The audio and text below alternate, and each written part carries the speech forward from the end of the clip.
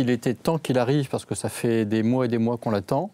C'est un outil qui va se rajouter à toutes les possibilités qui existent de se faire dépister chez son médecin, dans les laboratoires, dans les centres de dépistage allumés gratuits, et puis au travers des associations qui mettent en place comme aide le dépistage rapide partout en France. Alors, c'est pratique, on le voit sur ces images, c'est assez facile, c'est rapide, mais c'est un peu cher.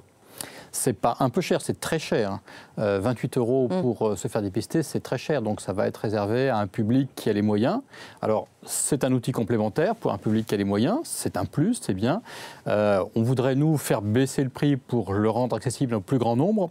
Et puis je pense que dans quelques mois, les associations auront des tests de dépistage, d'autotest à distribuer à des publics qui n'ont pas les moyens de l'acheter en pharmacie. Alors le risque, c'est pour les personnes qui vont découvrir leur séropositivité seules.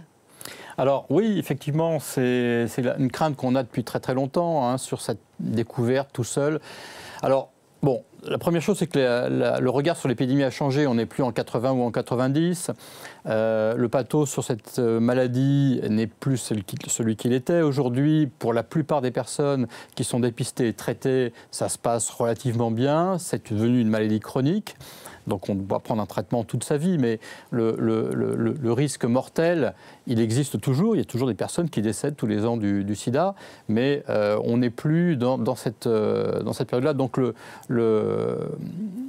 ce que vont ressentir les personnes qui vont se découvrir toutes seules positives, il y a toujours un risque, mais on a passé un accord avec SIDA Info Service qui a donné une ligne spécifique dédiée aux tests de dépistage, et les personnes pourront appeler immédiatement si elles sont positives, SIDA Info Service, pour avoir des informations, pourront venir dans les associations, et bien sûr il ne faut pas que les personnes restent seules dans ces cas-là. Ça veut dire que ça ne change pas fondamentalement le rôle d'association telle qu'aide. Vous allez de toute façon être toujours au soutien.